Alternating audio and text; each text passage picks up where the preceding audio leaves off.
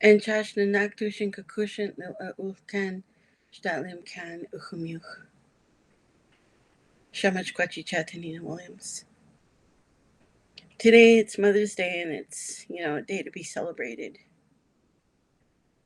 And I'm really happy to be able to have my mom with, to that I could text her and message her and send her cute emojis and everything. And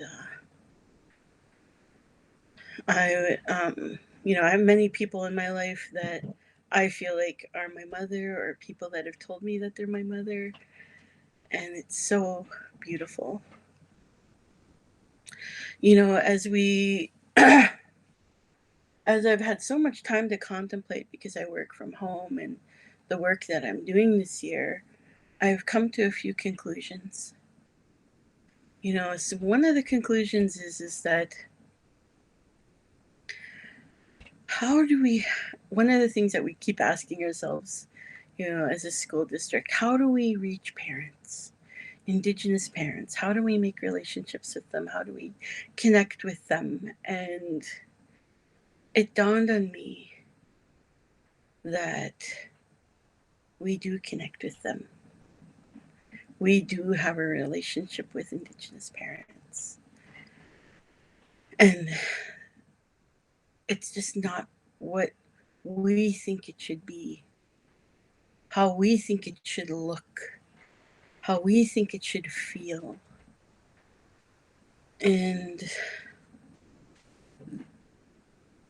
what Indigenous parents do that is very profound to me, because I've I don't have children of my own, so I've taken a long time to learn this.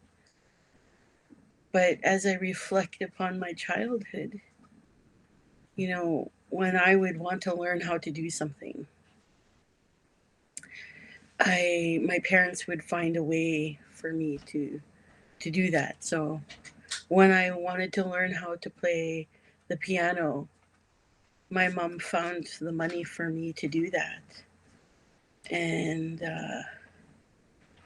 I would have a half an hour lesson with Miss Dunbar in Pemberton.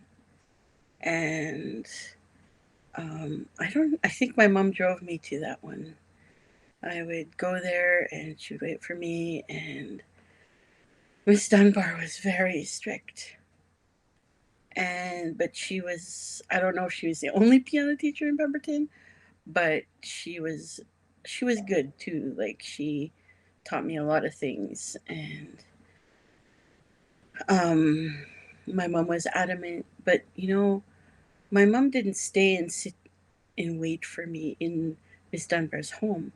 My mom left me there, and maybe she went to do some things like grocery shopping or something. I'm not sure. But and so that's one story. Another story is I wanted to learn how to horseback ride. And again, my parents found the money for me to take horseback riding lessons from my cousin Faye. And they would drop me off there, and I would be there sometimes for the whole weekend. And it wasn't just learning how to horseback ride. I had to pull my weight. Here's this little girl. I must have been like 8 years old, and we would they would wake us up at. There was a bunch of us girls in our family who wanted to learn to ride, so we'd go there all weekend, and we my my aunt, she would make tons of pancakes, and we would wake up and like go sit at the kitchen table and get our pancakes, and then we'd be told, what we needed to do. And so, of course, we'd go out and feed the horses, and then we would shovel out the stalls. And I actually really enjoyed shoveling out the stalls. I think more so than I even enjoyed horseback riding. And horseback riding is very hard. And I just enjoyed the solitude. And we do all kinds of work like that. Learn how to take care of a horse. And then another story is my mom parents were very adamant that I live my culture, and so the grandmothers in the community would have these dancing times once a week. So all the kids would go to this that were my age, and we dance and have fun and everything. But as I was reflecting on these different times in my life, I realized that there was two practices happening. One was that the parents were learning to let go of their child, and the other lesson was that they were giving their children over to other caregivers and fully trusting them with their child, saying, I trust that you'll be there 100% for my child like I am, that you will care for them and protect them and love them just like I love them. And I really want you to hear this. As a school district, our Indigenous parents are practicing their culture.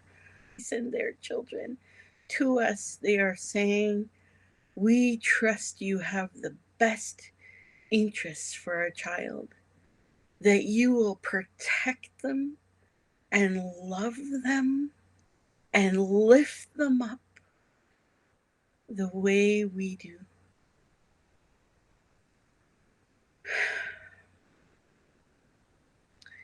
So when I find out that it's an option to participate in the 24-hour drum at our schools,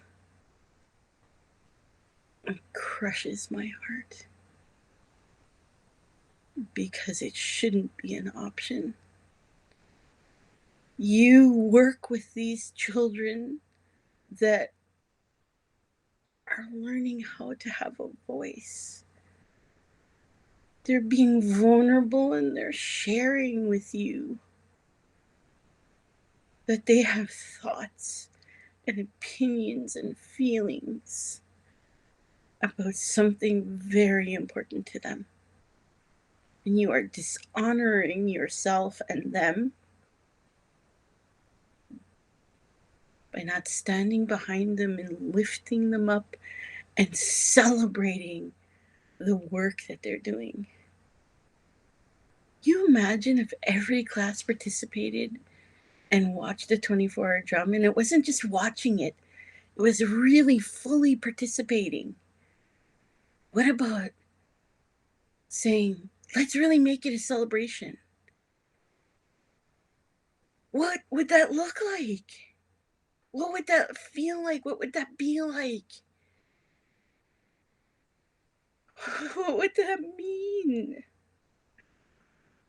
What if you decided as a school, hey, we're not just going to participate in this, we're going to have Bannock.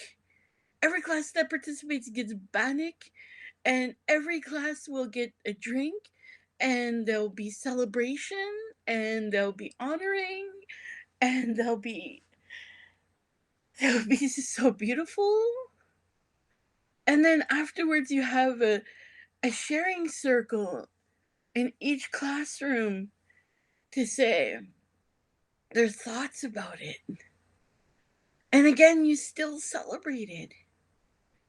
You made a big show of it.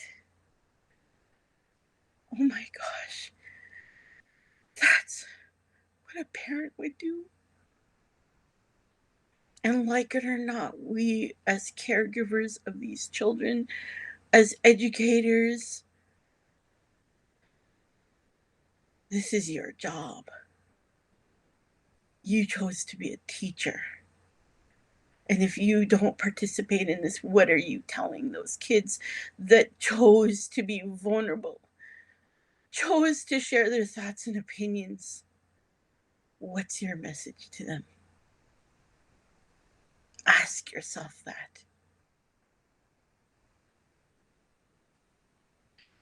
I'm saying this because Dr. Lorna Williams, who's my aunt, said, if you care about non Indigenous people and when they are doing something incorrect, if you care for them, you will tell them what they need to hear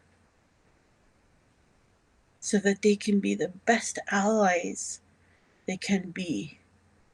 So I'm asking you to be the best ally you can be and find a way.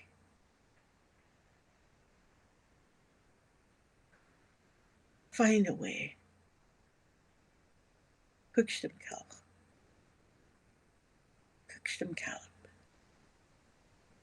You are my Inshnut Nukwa. You are in my heart. That's why I'm sharing these words with you.